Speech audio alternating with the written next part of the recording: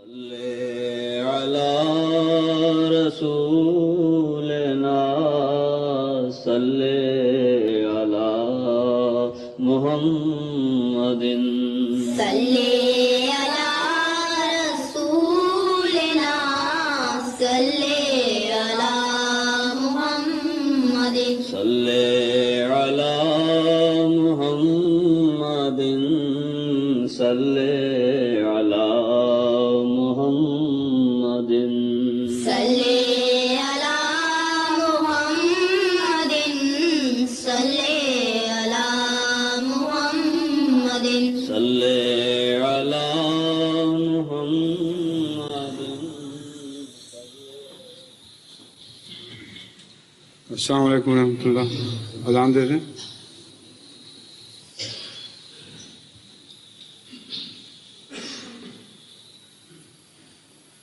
اللہ اکبر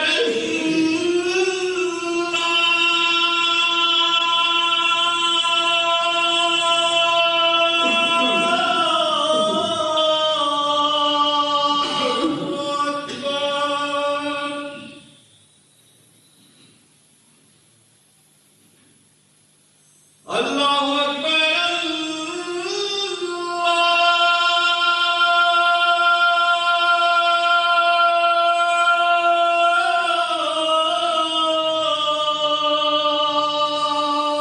اکبر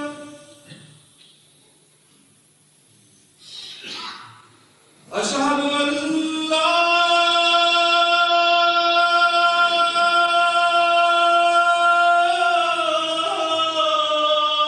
الہ الا اللہ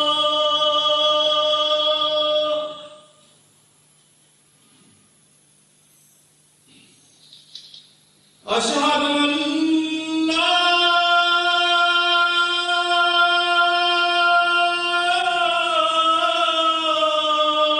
الہ الا اللہ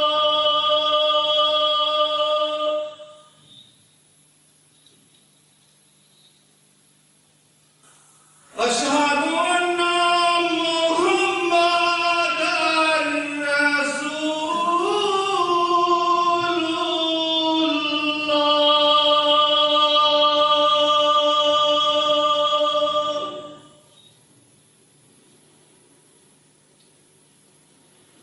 اشہد ان محمد رسول اللہ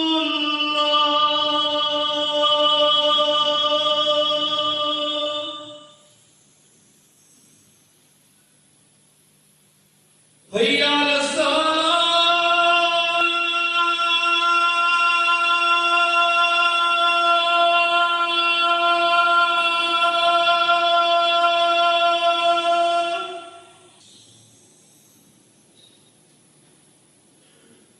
حی علی الصلاۃ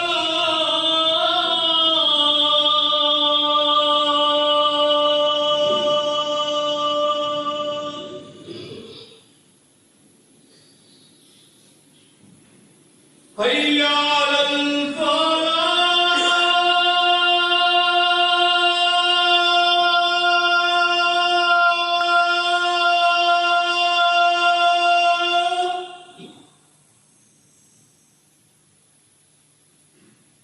حی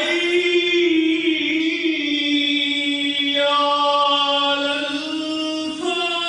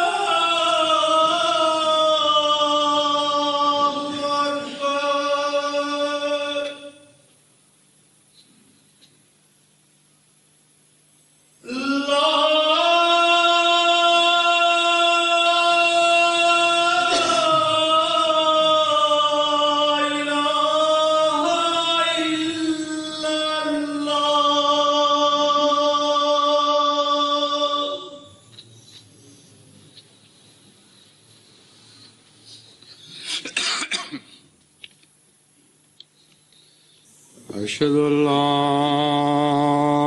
إله إلا الله وحده لا شريك له وأشهد أن محمدا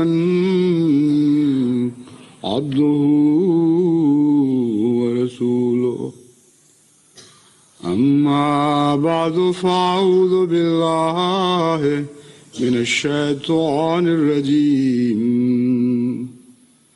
بسم الله الرحمن الرحيم الحمد لله رب العالمين الرحمن الرحيم مالك يوم الدين إياك نعبد وإياك نستعين اهدنا الصراط المستقيم صراط الذين أنعمت عليهم غير المغضوب عليهم ولا الضالين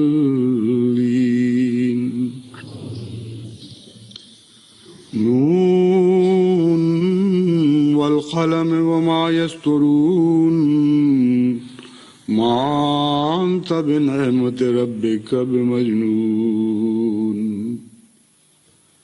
وإن لك لأجرا غير ممنون وإنك لعلى خلق عظيم فستبصر ويبصرون بأيكم المفتون إن ربك هو أعلم بمن ضل عن سبيله وهو أعلم بالمهتدين فلا تطع المكذبين ودوا لو تدهنوا فيدهنون ولا تطع كل حلاف مهين. سورہ قلم کی پہلی 11 آیات کی میں نے تلاوت کی ہے. اس سورت کا آغاز لفظ نون سے ہوتا ہے. نون کے بہت سے مفاہیم ہیں، لیکن علماء عموماً اس بات پر متفق ہیں کہ یہاں اول طور پر نون سے مراد دوات ہے، یعنی وہ ظرف جس میں روشنائی ڈالی جاتی ہے. والقلم وما یسترون، اور وہ قلم اور وہ تحریر جو دوات اور قلم لکھتے ہیں یا لکھنے والے لکھتے ہیں، ان سب کو خدا تعالیٰ گواہ ٹھہرا رہا ہے. کس بات کا گواہ؟ ما انت بنعمت ربک بمجنون، کہ اے محمد صلی اللہ علیہ وآلہ وسلم، تو خدا تعالیٰ کی نعمت کے نتیجے میں ہرگز مجنون نہیں ہے. وَإِنَّ لَكَ لَأَجْرًا غَيْرَ مَمْنُونٍ، اور یقیناً تیرے لیے نہ ختم ہونے والا ایک اجر ہے. وَإِنَّكَ لَعَلَىٰ خُلُقٍ عَظِيمٍ، اور یقیناً تو بہت بڑے اخلاق پر قائم ہے. فَسَتُبْصِرُ وَيُبْصِرُونَ، بس تو بھی دیکھے گا اور وہ بھی دیکھیں گے. بِأَيِّكُمُ الْمَفْتُونُ، کہ تم میں سے کون ہے جو مفتون ہے، کون ہے جس کا دماغ پھر گیا ہے. ان ربک هو عالم بمن ضل عن سبیلہ وهو عالم بالمہتدین، یقیناً تیرا ہی رب ہے جو بہتر جانتا ہے کہ کون ہے جو رستے سے گمراہ ہو چکا ہے اور کون ہے جو ہدایت پر ہے. فلا تطع المکذبین، بس جھٹلانے والوں کی پیروی مت کر. ودوا لو تدہنوا فیدہنون، وہ چاہتے یہ ہیں کہ تم تھوڑا سا اپنے موقف سے سرک جاؤ تو پھر مقابل پر وہ بھی کچھ نرمی اختیار کریں گے. ولا تطع کل حلاف مہین، لیکن ہر جھوٹی قسمیں کھانے والے، حد سے زیادہ لغو قسمیں کھانے والے اور مہین ذلیل انسان، کمینہ صفت انسان کی پیروی نہ کر۔ یہاں سب سے پہلی بات جو انسانی توجہ کو کھینچتی ہے اور غور کو دعوت دیتی ہے وہ یہ ہے کہ ما انت بنعمت ربک بمجنون، یہ کہنے کے لیے نون اور قلم یعنی دوات اور قلم اور اس تحریر کو جو دوات اور قلم سے لکھی جاتی ہے گواہ کیوں ٹھہرایا گیا ہے؟ اس کا کیا تعلق ہے؟ در حقیقت سب سے اہم تعلق ان دو بیانات کا یہ ہے کہ عقل کا معراج قلم اور دوات کے ذریعے ہوا ہے اور علم کا معراج قلم اور دوات کے ذریعے ہوا ہے۔ اگر آپ انسانی ترقی سے دوات اور قلم کے دور کو نکال دیں اور ہر چیز کو زبانی رہنے دیں تو انسانی فکر خواہ کتنی بھی تیز ہو جاتی اور بظاہر کتنا ہی سیکل ہو جاتی، وہ علوم جو آج دنیا پہ منکشف ہوئے ہیں اس کا لاکھواں حصہ بھی دنیا پہ منکشف نہیں ہو سکتا تھا۔ سو انسانی فکر و علم کا معراج ہے قلم اور دوات، اور اسے علامت کے طور پر پیش کیا گیا ہے۔ اور قلم اور دوات بھی وہ نہیں جسے عام کو لکھنے والا لکھتا ہے، بلکہ وہ قلم اور دوات جو لوح و قلم کی مظہر ہیں، یعنی خدا تعالیٰ کا قلم اور خدا تعالیٰ کی تحریر۔ وما یسترون سے میں یہ معنی لیتا ہوں اور تقدیر کے فرشتے جو لکھتے ہیں یا قوانین قدرت اور خدا تعالیٰ نے جن فرشتوں کو مامور کیا ہے وہ جو تحریر کرتے ہیں ان کو میں گواہ ٹھہراتا ہوں کہ تو خدا تعالیٰ کی نعمت اور اپنے رب کی نعمت کے نتیجے میں ہرگز مجنون نہیں ہے۔ اس گواہی نے بتایا کہ محض یہ اعلان نہیں کیا جا رہا کہ تو مجنون نہیں ہے، بلکہ یہ اعلان کیا جا رہا ہے کہ تو علم و معرفت کے انتہائی مقام پہ پہنچا ہوا ہے، کیونکہ علم و فکر کے ارتقاء کا موجب جو چیزیں بنی ان کو گواہ ٹھہرا دیا، اور تحریروں میں سے بھی سب سے اعلیٰ پائے کی تحریر جو علم کی مظہر ہے یعنی خدائی تقدیر کی تحریر، اسے گواہ ٹھہرایا۔ تو مطلب یہ ہے کہ تو علم و فکر کے انتہائی بالا مقام تک پہنچا ہوا ہے۔ کجا یہ کہ تجھے مجنون کہتے ہیں، اور اس کا ایک ثبوت یہ دیا وَإِنَّ لَكَ لَأَجْرًا غَيْرُ مَمْنُونَ۔ پاگل آدمی تو مرفوع قلم ہوا کرتا ہے، وہاں بھی لفظ قلم استعمال کیا جاتا ہے کہ اس سے قلم اٹھا لی گئی ہے، نہ اسے کوئی سزا نہ کوئی جزا، ہاں اپنے کیے کی خود بخود ایک قانون قدرت کے طور پر سزا پاتا چلا جاتا ہے، ہر نیکی ہر فائدے سے محروم ہوتا چلا جاتا ہے۔ اس کے برعکس وہ جو نیک عمل کرنے والا ہو اور عمدن آنکھیں کھول کر نیکی کے میدان میں قدم رکھنے والا ہو، اس کے ساتھ ایک اجر کا قانون بھی چلتا ہے، اور ہر انسان جو بالارادہ کوئی نیکی کا فعل کرے اور حکمت کے ساتھ نیکی کا فعل کرے، صاحب عقل و فہم بھی ہو اور باعمل بھی ہو، اس کو اجر ملتا ہے۔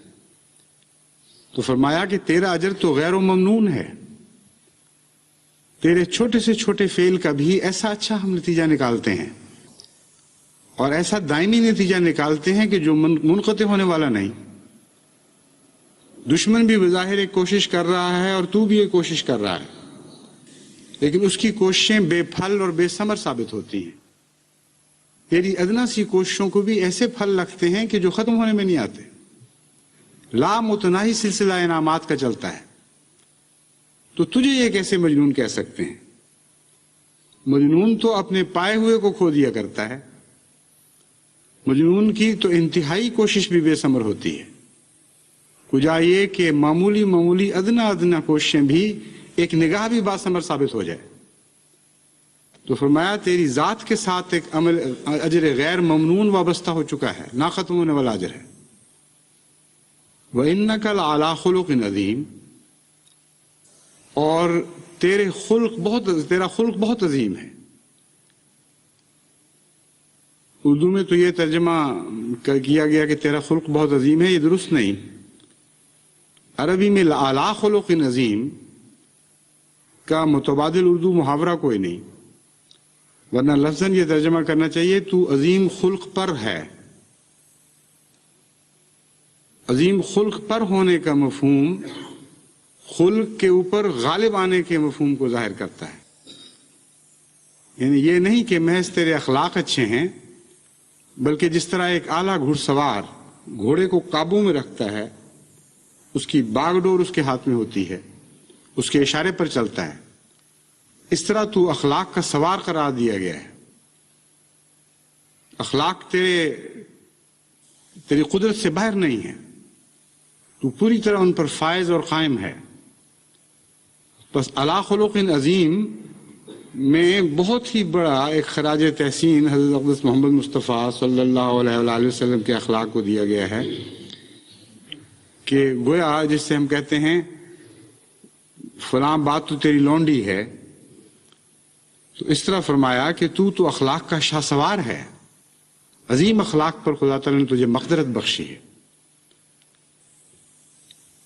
ان تین صفات میں سے لعلی خلق عظیم والی صفت کو حضرت خدیجہ رضی اللہ تعالی عنہا بھی پا گئیں، اور اس سے ان کی بصیرت کا پتہ چلتا ہے. جب حضرت اقدس محمد مصطفیٰ صلی اللہ علیہ وآلہ وسلم کو فکر لاحق ہوئی اپنے متعلق کہ مجھ سے کیا واقعہ ہو گیا ہے، تو اس وقت حضرت خدیجہ رضی اللہ تعالی عنہا نے آپ کو یہ کہہ کر تسلی دلائی تھی کہ آپ میں یہ عظیم اخلاق پائے جاتے ہیں، اور اتنے عظیم اخلاق کے مالک کو خدا تعالیٰ ضائع نہیں کر سکتا. بس جو کچھ بھی واقعہ ہوا ہے اس کا یہ معنی بہرحال نکالنا غلط ہے کہ اس سے آپ کو کوئی نقصان پہنچ سکے گا. آپ محفوظ مقام پر ہیں کیونکہ آپ اعلیٰ اخلاق پر فائز ہیں، اور جو لوگ اعلیٰ اخلاق پر فائز ہوں خدا تعالیٰ انہیں ضائع نہیں کیا کرتا. بس حضرت خدیجہ رضی اللہ تعالی عنہا کو نون والقلم میں وما یسترون کو پہچاننے کی تو کوئی مقدرت نہیں تھی، کیونکہ یہ تو خدا تعالیٰ جو رازدان تھا حضرت محمد مصطفیٰ صلی اللہ علیہ وآلہ وسلم کی اعلیٰ فکری اور علمی ترقی کا، وہی بتا سکتا تھا. آپ کو ابھی تک یہ بھی معلوم نہیں تھا کہ خدا تعالیٰ کی کتنی عظیم الشان نعمت آپ کو ملنے والی ہے یا میسر آ چکی ہے، اور نہ اجر غیر ممنون کا سلسلہ بھی آپ نے دیکھا تھا. لیکن خلق عظیم ایک ایسی چیز ہے جو ظاہر ہوتی ہے، جسے ہر انسان دیکھ سکتا ہے اور ہر صاحب بصیرت پہچان سکتا ہے. بس آپ نے جو دیکھا اس کا نتیجہ بالکل صحیح اخذ کیا. جب یہ صفات پائی جائیں کسی میں، اس کے بعد یہ ممکن نہیں ہے کہ خدا تعالیٰ اسے ضائع کر دے. بس فرمایا فَسَتُبْصِرُ وَيُبْصِرُونَ بِأَيِّكُمُ الْمَفْتُونُ. یہ بات بتاتی ہے کہ وہ یہ صفات جہاں عقل کل اور انتہائی اعلیٰ فکر و تدبر اور زینت اخلاق کی مظہر ہیں، ان کے ہوتے ہوئے جنون کا کوئی سوال ہی نہیں پیدا ہوتا. یعنی جنون کے منافی صفات ہیں یہ ساری. جس کسی کو بادشاہ قلم قرار دے دیا جائے، کسی کو تحریر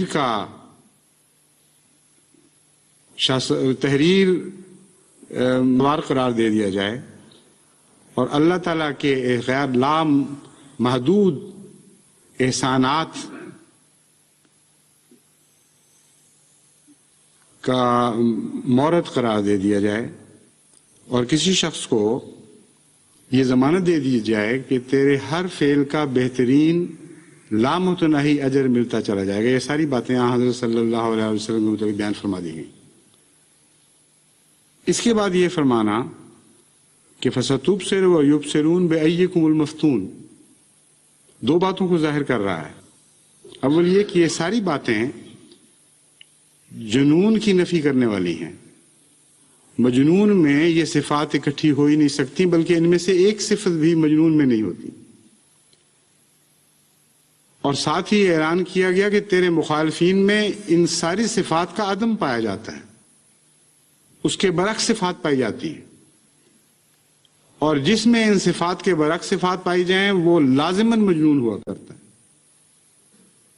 جن کا ہر عمل بیکار ثابت ہو، جن کی ہر کوشش بے ثمر ہو، جن کو اللہ تعالیٰ کے احسانات کا تعارف ہی کچھ نہ ہو کہ خدا کس طرح قدم قدم پر اپنے پیاروں پر فضل نازل فرمایا کرتا ہے، یہ مزہ ہی نہ چکھا ہو جن لوگوں نے، جن لوگوں کو علم و فہم سے کوئی واسطہ نہ ہو اور بدخلق لوگ ہوں، اخلاق حسنہ سے عاری ہوں، یہ سب مجنون کی علامت ہوا کرتی ہے۔ تو فرمایا کہ تو مجنون نہیں ہے، تیرے مخالف سارے لازماً مجنون ہیں، اور یہ بات ہم کھولنے والے ہیں، تو بھی دیکھے گا اور یہ بھی دیکھیں گے، اور بالآخر روز روشن کی طرح یہ حقیقت دنیا کے سامنے آ جائے گی کہ محمد مصطفیٰ صلی اللہ علیہ وآلہ وسلم ہر اس صفت سے مزین تھے جو جنون کے برعکس صفت کہلاتی ہے، اس کی ضد ہے، اور آپ کے مخالفین ہر وہ صفت رکھتے تھے جس کے نتیجے میں جنون پیدا ہوتا ہے یا جو جنون کے نتیجے میں پیدا ہوتی ہے۔ ان ربک هو عالم بمن ضل عن سبیلہ وهو عالم بالمہتدین۔ پھر فرمایا تیرا رب ہی ہے جو بہتر جانتا ہے کہ راہ حق سے کون ہٹا ہوا اور گمراہ ہے اور کون ہے جو ہدایت یافتہ ہے۔ پس رب کے بیان کے مطابق یہ وہ صفات ہیں جو ظاہر کریں گی کہ کون ہدایت پر ہے اور کون ہدایت سے دور ہے۔ یہ مراد نہیں کہ یہ سب کچھ بیان کرنے کے باوجود بھی ابھی تک تیرا معاملہ مشکوک ہے، یعنی ان سب صفات کے حامل ہونے کے باوجود خدا تعالیٰ کہتا ہے کہ میں ہی بہتر جانتا ہوں کون ہدایت پر ہے۔ ہرگز یہ مراد نہیں ہے۔ مراد یہ ہے کہ ہم جو جانتے ہیں کہ کون ہدایت پر ہے اور کون گمراہی پر ہے، ہم بتا رہے ہیں کہ جو ہدایت پر ہوتے ہیں ان کی یہ صفات ہوا کرتے ہیں، اور جو گمراہ ہوتے ہیں وہ ان صفات سے عاری ہوتے ہیں۔ فَلَا تُطِعِ الْمُكَذِّبِينَ، اس نے اس مضمون کی تصدیق کر دی، بس چونکہ تو خدا تعالیٰ کے نزدیک ہدایت پر ہے اس لیے ان جھٹلانے والوں کی کسی بات کی پیروی نہیں کرنی۔ وَدُّوا لَوْ تُدْهِنُوا فَيُدْهِنُونَ، یہ ہوشیاری کرتے ہیں اور دھوکہ دینے کی کوشش کرتے ہیں اور کہتے ہیں بس اتنی سی ہماری بات مان جاؤ تو ہم تم سے نرمی کریں گے، اور خدا تعالیٰ فرماتا ہے کہ اتنی سی بات بھی ان کی ماننے کے لائق نہیں۔ جو مجنون ہو، جو کلیت مفتون ہو، جس کی عقل پر خبث سوار ہو چکا ہو، اس شخص کی ایک ذرہ سی ادنا سی بات بھی ماننے کے لائق نہیں۔ وَلَا تُطِعْ كُلَّ حَلَّافٍ مَّهِينٍ، صرف اس لیے نہیں کہ یہ مجنون ہیں بلکہ اس لیے کہ جھوٹے بھی بہت ہیں، بڑی بڑی جھوٹی لفاظی کے ساتھ قسمیں کھانے والے لوگ ہیں اور کمینہ صفت لوگ ہیں۔ اس لیے کمینے آدمی جو مجنون بھی ہوں اور جو خدا تعالیٰ کی جھوٹی قسمیں کھانے والے ہوں، ہر خلق حسن اور حسن خلق سے عاری ہوں، ان لوگوں کی بات مان کر سوائے اس کے کہ کوئی اپنا نقصان کرے، اس سے زیادہ تو اس کو کچھ حاصل نہیں ہو سکتا۔ احمدیوں کے لیے ان آیات میں بہت گہرا سبق ہے۔ یہ وہ کسوٹی ہے جس پر ہم اپنے حسن و قبح کو ہر وقت دیکھ سکتے ہیں، یہ وہ آئینہ ہے جس میں ہم اپنے چہرہ دیکھ کر معلوم کر سکتے ہیں کہ کس حد تک ہم حضرت اقدس محمد مصطفیٰ صلی اللہ علیہ وآلہ وسلم کے نقش قدم پر ہیں اور ہدایت پر ہیں، اور کس حد تک ہم گمراہوں کے نقش قدم پر ہیں اور ان کی پیروی کر رہے ہیں۔ اور یہی وہ صفات ہیں جو فیصلہ کن ثابت ہوں گی، ان کے ہاتھ میں نون اور قلم پکڑائے جائیں گے جو ان صفات کے حامل ہوں، خدا کی تحریریں ان کے حق میں جاری ہوں گی جو حضرت اقدس محمد مصطفیٰ صلی اللہ علیہ وآلہ وسلم کی ان صفات کی پیروی کرنے والے ہوں. بس نون اور قلم وما یسترون کی قسم کھانے کا ایک یہ بھی مفہوم ہے کہ ہم تو اسے مالک تقدیر اور مالک تحریر بنانے والے ہیں. ہماری تقدیر اور تحریر گواہ ہے کہ یہی ہے بالآخر جو ہماری تقدیر کا نمائندہ بننے والا ہے، اور تم اسے اپنی حماقت اور جہالت میں مجنون قرار دے رہے ہو.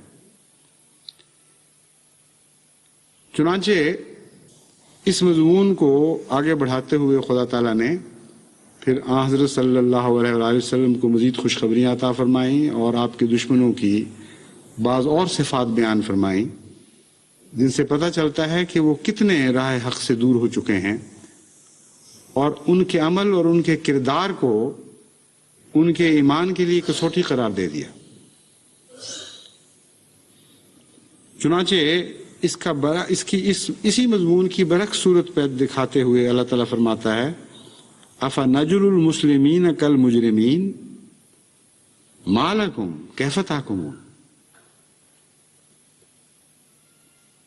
اس آیت کا عموماً پہلی آیت جو میں نے پڑھی ہے افنجعل المسلمین کالمجرمین، اس کا عموماً آپ اردو میں یہ ترجمہ دیکھیں گے کیا ہم مسلمانوں سے مجرموں والا سلوک کریں گے؟ یہ کر سکتے ہیں. ما لکم کیف تحکمون، تمہیں کیا ہو گیا ہے، تم کیسے فیصلے کرتے پھر رہے ہو؟ یہ معنی بھی بامحاورہ ہے اور درست ہے، لیکن پہلا معنی جو لفظاً اس آیت کا ظاہر ہوتا ہے وہ اور ہے. وہ یہ ہے افنجعل المسلمین کالمجرمین، بھلا ہو سکتا ہے کہ ہم مسلمانوں کو مجرموں کی شکل میں بنائیں یا مجرموں کو مسلمان قرار دے دیں؟ تم کیا باتیں کر رہے ہو، کیسے فیصلے کر رہے ہو؟ مجرم تم ہو، تمہارے اعمال داغ داغ ہیں، ہر قسم کے گناہوں میں مرتکب ہو، اور تم مسلمان بنے بیٹھے ہو، اور جو لوگ مجرم نہیں ہیں ان کو تم غیر مسلم قرار دے رہے ہو. اتنا نہیں سوچتے کہ ہو کیسے سکتا ہے کہ اللہ تعالیٰ مسلمانوں کو مجرموں کی شکل میں بنا رہا. اور اس بات سے تو دنیا کا کوئی انسان بھی انکار نہیں کر سکتا کہ بعض ایسی سوسائٹیاں جو احمدیوں کو غیر مسلم قرار دے رہی ہیں ہر قسم کے جرموں میں مبتلا ہو چکی ہیں. سربراہان مملکت اقرار کر رہے ہیں کہ ہر قسم کے گناہ، ہر قسم کی بدیاں ہماری زندگی کے ہر شعبے میں داخل ہو گئی ہیں، اور ہم باوجود قوت رکھنے کے، باوجود اس کے کہ ہمیں خدا تعالیٰ تو لفظ تو بولتے نہیں اس موقع پر، کہتے ہیں باوجود اس کے کہ ہر قسم کی حکومت اور طاقتیں ہمارے ہاتھ میں تھیں اور ہم نے ان کو استعمال کرنا شروع کیا، پھر بھی ہم قوم کے اخلاق بدلنے میں ناکام ہو چکے ہیں. یہ اقرار بھی کرتے ہیں کہ نہ صرف ناکام ہو چکے ہیں بلکہ جس حالت میں ہم نے قوم پر قبضہ کیا تھا، ساری کوششوں کے باوجود اخلاق کو بہتر بنانے کے لیے بجائے ہم آج قوم کو بدتر حالت میں دیکھ رہے ہیں. ہر شعبہ زندگی تباہ ہو چکا ہے. یہ اقرار ہیں، اور پھر کہتے ہیں کہ ہم مسلمان ہیں، اور وہ لوگ جن کے اخلاق بہتر ہیں، جن کو خدا تعالیٰ نے شرافت نجابت بخشی ہے، اور اپنے عمل میں، اپنے کردار میں وہ بعض ایسی صفات کے حامل ہیں کہ ان کے دشمن بھی یہ کہنے پر ضرور مجبور ہو جاتے ہیں کہ یہ ہیں با اخلاق لوگ. تو وہی مضمون جو اخلاق کا چلا تھا وہ یہاں پھر نمایاں ہو گیا، اور اس کو اکیلا بیان فرمایا گیا ہے مقابل پر، اس لیے کہ جیسا کہ میں نے بیان کیا تھا اخلاق تو دنیا کو نظر آ جاتے ہیں، اور وہ جو باقی صفات بیان ہوئی تھی حضرت محمد مصطفیٰ صلی اللہ علیہ وآلہ وسلم کی، وہ اتنی اعلیٰ ہیں کہ عام دنیا کی نظر میں وہ بعض دفعہ غیر مرئی ہو جاتی ہیں. نہایت ہی لطیف صفات ہیں اور نہایت ہی لطیف خدا تعالیٰ کے سلوک ہیں آپ کی ذات کے ساتھ. ہو سکتا ہے ایک عام دنیا دار کو وہ نظر ہی نہ آتے ہوں، بس ممکن ہے کہ احمدیوں کے ساتھ بھی جب خدا تعالیٰ کے وہ سلوک ہوں، درست ہے کہ ہمارے ساتھ اس سلوک کو وہی نسبت ہوگی جیسے آقا اور غلام کے ساتھ سلوک میں فرق ہوتا ہے، لیکن اچھے آقا کے اچھے غلام کے ساتھ ملتا جلتا سلوک ضرور ہوا کرتا ہے. اس لیے میں یہ نہیں کہتا کہ ہم سے وہی سلوک خدا کا ہوتا ہے جو حضرت محمد مصطفیٰ صلی اللہ علیہ وآلہ وسلم سے ہوا، مگر ایک اچھے آقا کے غلام اور اچھے غلام کے ساتھ جو سلوک ہونا چاہیے وہ تو ہم سے ضرور ہوتا ہے۔ اس لیے وہ صفات جو دیگر ہیں وہ تو ان لوگوں کو نظر نہیں آ سکتی، لیکن خلق عظیم ضرور نظر آ جاتا ہے، اور خلق عظیم کا فقدان بھی نظر آنے والی چیز ہے جس کو مجرمین کے طور پر پیش کیا گیا۔ فرمایا تمہاری عقلیں کہاں گئیں؟ تمہارا مفتون ہونا تو اسی سے ثابت ہو جاتا ہے کہ وہ جو خلق عظیم پر حامل کی پیروی کرنے والے ہیں ان کو تو تم مجنون اور مفتون قرار دے رہے ہو اور گمراہ قرار دے رہے ہو، اور تم جو سراسر جرموں میں ڈوبے پڑے ہو تم اس کے ان کے مقابل پر مسلمان ہونے کا دعویٰ کرتے ہو۔ کم سے کم اتنا ہی خیال کرو، اتنی حیا کرو کہ خدا کے تعالیٰ کی طرف تم کیا بات منسوب کر رہے ہیں۔ اس شکل کے مسلمان بنایا کرتا ہے خدا تعالیٰ، کہ ایسے مسلمان بنائے جاتے ہیں۔ یہ ہے اعلان افنجعل المسلمین کالمجرمین، کیوں نہیں تم دیکھتے یہ بات؟ ما لکم کیف تحکمون، پاگل ہو گئے، ہو کیا گیا ہے تمہیں؟ یہ فیصلے کر رہے ہو آج؟ ام لکم کتاب فیہ تدرسون ان لکم فیہ لما تخیرون، کیا تمہارے پاس کوئی ایسی تحریر ہے خدا تعالیٰ کی، کوئی ایسی کتاب ہے جس میں یہ لکھا گیا ہو کہ ان لکم فیہ لما تخیرون، کہ تمہیں خدا تعالیٰ نے اس بات کی رخصت دے دی ہے، اس بات کا حق دے دیا ہے کہ جو چاہو پسند کرتے پھرو، اور جو چاہو جو تم پسند کرو وہی خدا تعالیٰ کی تقدیر بن جائے۔ یہ تو نہیں ہو سکتا۔ تمہاری پسند اور خدا تعالیٰ کی پسند میں فرق ہے۔ خدا کی پسند چلے گی اور تمہاری پسند نہیں چلے گی۔ ام لکم ایمان علینا بالغۃ الی یوم القیامۃ ان لکم لما تحکمون، کیا تمہارے پاس کوئی خدا کا عہد ہے؟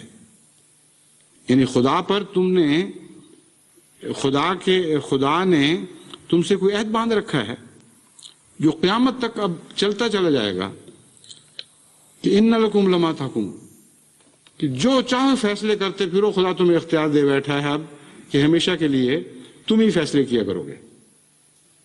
ہرگز نہیں۔ نون والقلم وما یسطرون نے بتایا کہ قلم اور دوات اور تحریریں خدا کے قبضے میں ہیں، اور تمہیں اختیار نہیں ہے کہ تم خدا کی تحریروں کو بدلو اور خدا تعالیٰ کے فیصلوں کو تبدیل کرو۔ سلہم ایہم بذالک زعیم، اگر وہ اصرار کریں کہ ہاں ایسا ہی ہوگا، ہم جو چاہیں کریں گے، جو چاہیں لکھیں گے، اور وہی بات خدا کی بات ہو جائے گی، تو کہو پھر کون ہے تم میں سے جو اس بات کا ضامن ہے؟ مطلب یہ ہے کہ ہم ان چیزوں کو الٹانے والے ہیں، ہم حق اور باطل کو ممتاز کر کے دکھانے والے ہیں، ہم دکھانے والے ہیں کہ دنیا کی نظر میں بھی تم پاگل ثابت ہوگے، تمہاری حرکتیں مجنونانہ حرکتیں ثابت ہوں گی، اور جن کو تم مجنون اور پاگل سمجھ رہے ہو وہی صاحب فہم قرار دیے جائیں گے۔ بس جماعت احمدیہ کے لیے اس سے زیادہ اور کیا ضمانت ہو سکتی ہے کہ قرآن کریم میں صاحب لوح و قلم نے یہ ضمانت عطا فرما دی ہے کہ تم حضرت محمد مصطفیٰ صلی اللہ علیہ وآلہ وسلم کے اخلاق کا دامن پکڑ لو اور اس پر قائم ہو جاؤ اور اس پر صبر کر کے بیٹھ جاؤ۔ پھر خدا قسم کھاتا ہے لوح و قلم کی، قلم اور دوات کی، اور ان تحریروں کی جو تقدیر کی تحریریں ہوتی ہیں، کہ لازماً تم غالب آؤ گے اور تم میں اور تمہارے مخالفوں میں فرق کر کے دکھایا جائے گا۔ یہ ضمانت تو ہمارے پاس قرآن کریم کی ضمانت ہے۔ اس کے مقابل پر اگر ان کا دعویٰ اس سے مختلف ہے تو اللہ تعالیٰ فرماتا ہے سلہم ایہم بذالک زعیم، اگر اس کے مخالف کوئی دعویٰ کرتے ہو تو بتاؤ تمہارا کون ضامن ہے؟ ہمارا تو خدا ضامن ہے، ہماری تو کتاب الہی ضامن ہے۔ بس آپ خلق عظیم پر قائم ہوں، باقی سب باتیں نہ نظر آنے والی ہیں، لیکن ایک علامت آپ کی ایسی ہے خلق عظیم پر قائم ہونا جس سے دنیا دیکھ سکتی ہے، جسے احمدی دیکھ سکتا ہے، جسے نظام جماعت دیکھ سکتا ہے۔ اگر آپ خلق عظیم کی نظر آنے والی صفات سے عاری ہوں گے تو یہ دعویٰ کر لینا کہ جو غیر مرئی صفات اس سے پیچھے ہیں وہ ہمارے پاس ہیں، ہم ان پر قائم ہیں، صرف خلق عظیم سے آ رہی ہیں، یہ کہنا غلط ہے اور جھوٹ ہے۔ خلق عظیم بنیاد ہے ان ساری نعمتوں کی جن کا ذکر تفصیل سے کیا گیا حضرت صلی اللہ علیہ وسلم کے متعلق، اور خلق عظیم ہی وہ کسوٹی ہے جس پر دنیا پر رکھ سکتی ہے۔ بس آپ خلق عظیم پر قائم ہوں، اور خلق عظیم سے مراد عام روزمرہ کی بول چال میں نرم ہونا نہیں ہے۔ خلق عظیم کا مضمون تو بہت ہی عظیم الشان اور بہت ہی وسیع مضمون ہے، اور وہاں بھی یہ مضمون جاری ہوتا ہے جہاں کوئی نہیں دیکھ رہا ہوتا، وہاں بھی جاری ہوتا ہے جہاں سب دیکھ رہے ہوتے ہیں۔ بہت باریک مضمون ہے خلق عظیم کا، جس کو حضرت اقدس محمد مصطفیٰ صلی اللہ علیہ وآلہ وسلم کی سیرت کے مطالعہ سے ہی سیکھا جا سکتا ہے۔ اسی لیے میں نے جماعت کو تلقین کی تھی نئے سال کے یعنی نئے مالی سال کے آغاز پر کہ اپنے پروگراموں میں حضرت صلی اللہ علیہ وآلہ وسلم کی سیرت کے مضمون پر بہت غیر معمولی زور دیں، اور ہماری تو بقا، ہماری تو زندگی، ہمارا کا انحصار اس بات پر ہے۔ قرآن کریم فرماتا ہے خلق عظیم والے کی پیروی کرو تو ہم ضامن ہیں کہ خدا کی تقدیر تمہارے ساتھ چلے گی، تمہاری حفاظت کرے گی، تمہیں ہلاک نہیں ہونے دے گی، تمہارے مخالفوں سے فرق کر کے دکھائے گی۔ اگر خلق عظیم سے عاری ہو جاؤ گے تو پھر کوئی ضمانت باقی نہیں رہتی۔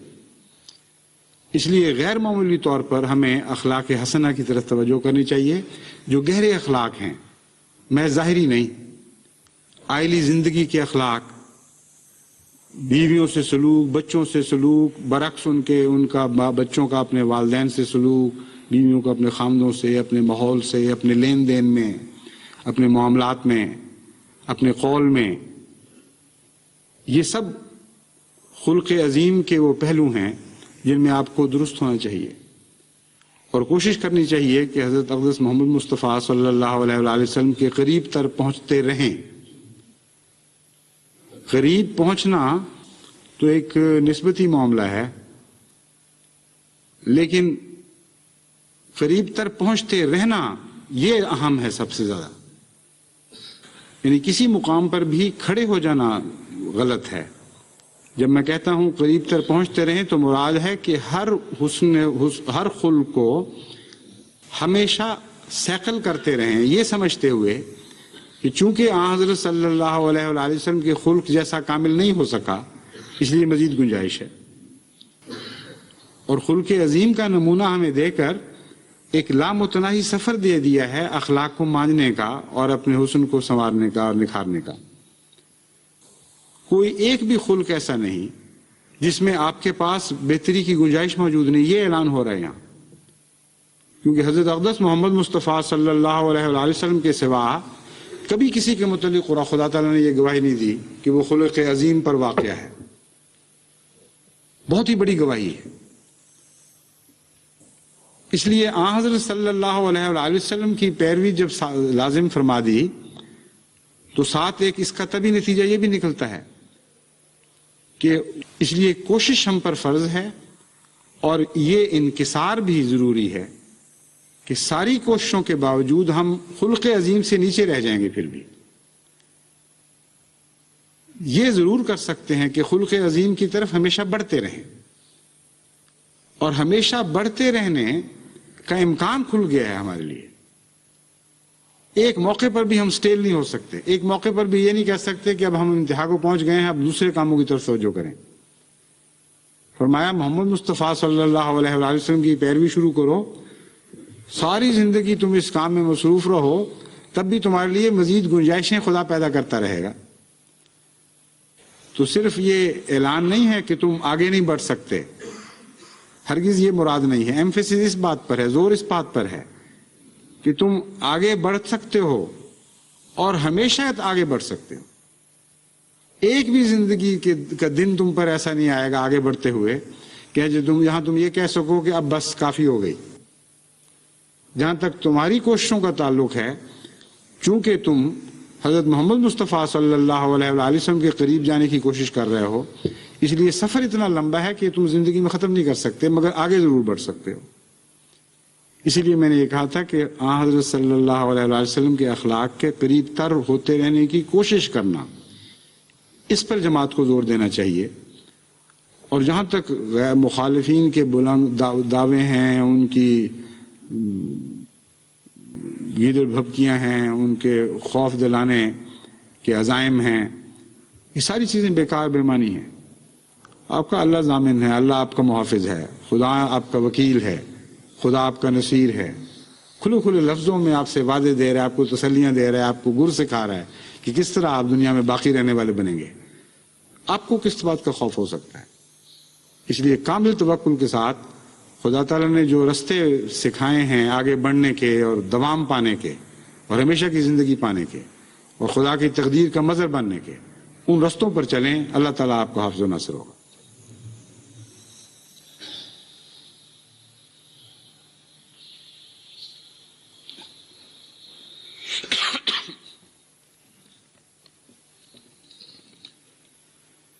الحمد للہ نحمده ونستعینه ونستغفره ونؤمن به ونتوکل علیہ ونعوذ باللہ من شرور انفسنا ومن سیئات اعمالنا من يهده الله فلا مضل له ومن يضلله فلا هادي له ونشهد أن لا إله إلا الله وحده لا شريك له ونشهد أن محمدا عبده ورسوله. عباد اللہ رحمكم اللہ ان اللہ یأمر بالعدل والإحسان وإیتاء ذی القربى وینہی عن الفحشاء والمنکر والبغی یعظکم لعلکم تذکرون. اذکروا اللہ یذکرکم وادعوہ یستجب لکم ولذکر اللہ اکبر.